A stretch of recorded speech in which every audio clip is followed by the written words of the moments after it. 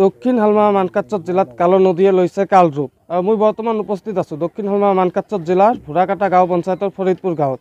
এই গাঁৱত দেখিবলৈ পোৱা গৈছে কালো নদীয়ে কাল ৰূপ ধাৰণ কৰিছে। গৰাখহনীয়াৰ ফলত দেখিবলৈ পোৱা গৈছে ঘৰকে আদি কৰি বিভিন্ন ধৰণৰ সামগ্ৰী ইতিমধ্যে কালো নদীত যা গৈছে। মোৰ সতীৰ্থ সাংবাদিকক সামগ্ৰিক পৰিৱেশ দেখুৱাবলৈ অনুৰোধ জনাইছোঁ।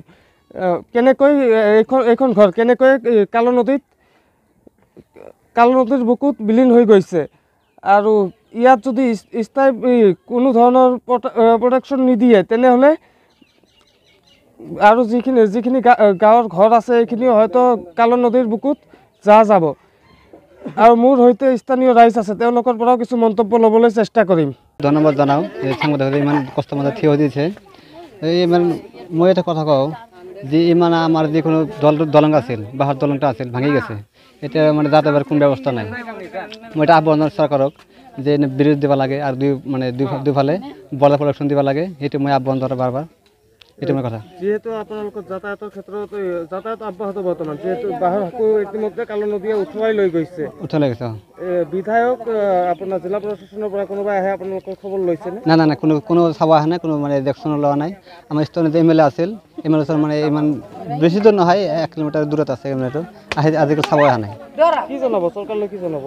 চৰকাৰ মই এতিয়া মই জনাওঁ এইটো ৰাস্তাৰ কাৰণে মানে ব্ৰিজ হ'ব লাগে আৰু দুইফালে বৰ্ডাৰ প্ৰটেকশ্যন হ'ব লাগে।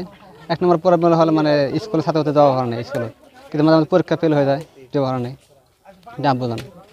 স্থানীয় ৰাইজ আছে, তেওঁলোকৰ পৰাও কিছু মন্তব্য ল'ম। হয়, কি ক'ব আপোনালোকৰ যি মেঘালয়ৰ গাৰো পাহাৰৰ পানী আৰু যি কালো নদীৰ পানী আছে, ইয়াত কেনেকুৱা ধৰণৰ অসুবিধা হৈছে আপোনালোকৰ? আমাৰ এই কালো নদী গাৰোবাদৰ পৰা বৈ অহা এই নদীখনে মোৰ ঘৰ বাৰী ভাঙি লৈ যায়। এই গৰখহনীয়া পানীয়ে লৈ যায় আৰু মোৰ যোৱা অহা অসুবিধা হৈ গৈছে। এতিয়া আমালোকে সাঁতুৰি পাৰ হ'ব লাগে, যাতায়াতৰ কোনো ধৰণৰ ব্যৱস্থা নাই আৰু ঘৰ বাৰী ইতিমধ্যে মোৰ মানে দাবি গৈছে। এতিয়ালৈকে কোনোবাই আপোনালোকৰ খবৰ ল'বলৈ আহিছেনে? কোনো মানুহ এতিয়ালৈকে মোৰ খবৰ একো লোৱা নাই। ইয়াতে মানে মোৰ জিলা প্ৰশাসন আৰু MLA আছে, সিহঁতেও কোনো ধৰণৰ খবৰ চবৰ নলয়। কি জনাব, যিহেতু আপোনালোকৰ ক্ষতি হোৱা পৰিলক্ষিত হৈছে, কি ক'ব? মোৰ ইয়াতে বৰ্ডাৰ প্ৰটেকশ্যন দিব লাগে আৰু ঘৰৰ মানে কিবা এটা কৰিব লাগে আৰু ব্ৰিজ দিব লাগে, যাতে আমালোকে যোৱা সুবিধা কৰে, সেইটো মই বিচাৰোঁ।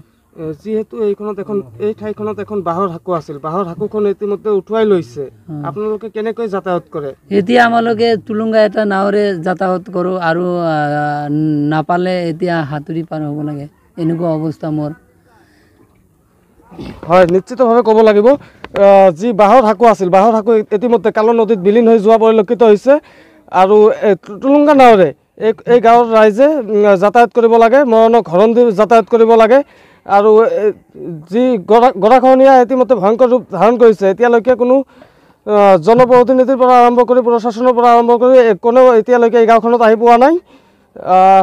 বাতৰিৰ পিছত কেনেকুৱা পদক্ষেপ ল'ব, ইয়া হ'ব পৰৱৰ্তী সময়ত লক্ষণীয়। এই মুহূৰ্তত মই হাটশিঙিমাৰীৰ পৰা Romeo' Mehedi, my news any.